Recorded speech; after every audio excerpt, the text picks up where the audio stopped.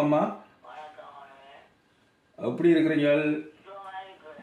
ஆ அப்போ நீங்கள் முந்தைய ஒரு பாட்டு ஒன்று இயற்றி சொன்னீங்கள். அந்த பாட்டை என்னென்ற சொல்ல முடியுமா?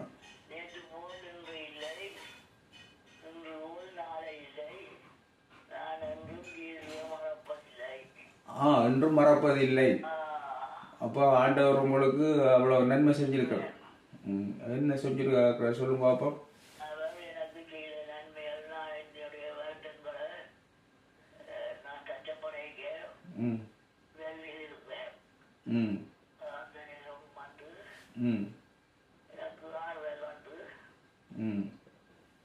பாவங்களை மன்னிச்சு நீங்கள் ஜெபம் பண்ணும் பொழுது, பாவ அறிக்கை பண்ணி ஜெபிக்கும் பொழுது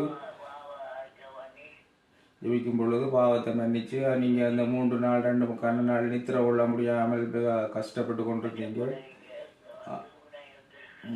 நாங்கள் 2 பேரும் சேர்ந்து ஜெபம் பண்ணினாங்கள்லானே. அப்போ நீங்கள் 3 நாள் சத்தம் போட்டு நித்திர கொள்ள முடியாமல் கஷ்டப்பட்டீங்க. அப்போ நீங்கள் பாவ அறிக்கை பண்ணி ஜெபம் பண்ணினீங்க. அப்புறம் அந்த ஆண்டு இரவே நீங்கள் நித்திர கொண்டீங்க.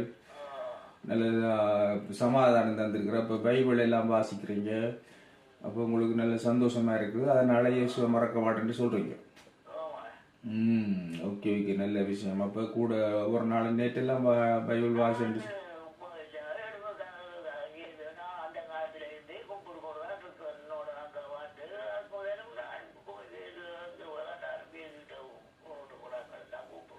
இயேசு உங்களுக்கு அவ்வளவு அவர் உங்களை நேசிக்கிறார், நீங்களும் அவரை நேசிக்கிறீங்க, அவரோட சேர்ந்து வாழ்கிறீங்க.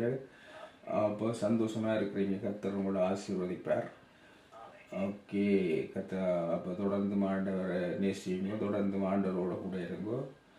ஆண்டவர் உங்களுக்கு பெரிய காரியங்கள் செய்வார். நான் இந்த வேலையில் உங்களுக்கு ஆகியவம் பண்ணி விடுறேன். அதாவது இந்த வேலையிலும் அம்மாவை நம்முடைய கரங்கள் ஒப்பு கொடுக்குறோம். வீட்டில் இருக்கிற ஒவ்வொரு ஒப்பு கொடுக்குறோம். கொடுத்த ரட்சிப்புக்காக, சமாதானத்துக்காக, சந்தோஷத்துக்காக, சுகத்துக்காக நன்றி சொல்லுகிறோம். ஆண்டவரே, இந்த வயசுலேயும் ஆண்டவரே. அப்போ உங்களுக்கு இப்போ எத்தனை வயசு?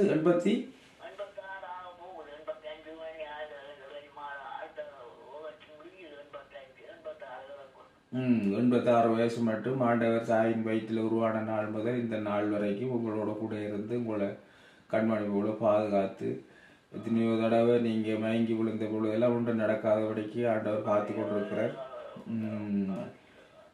உங்களுக்கு அந்த மயங்கி விழுகிறதுக்கு முதலே ஆண்டவர் எனக்கு கனவில் காட்டி அந்த என்று சொல்லியெல்லாம் ஆண்டவர் உங்களை பாதுகாத்திருக்கிறார். உங்களுக்கு அந்த சமாதானத்தை கொடுத்து இன்று வரைக்கும் ஜீவனோட பாதுகாத்திருக்கிறார். அதனால் ஆண்டவருக்கு நன்றி சொல்லுவோம். இப்போதாவே அம்மா கொடுத்துறேன்.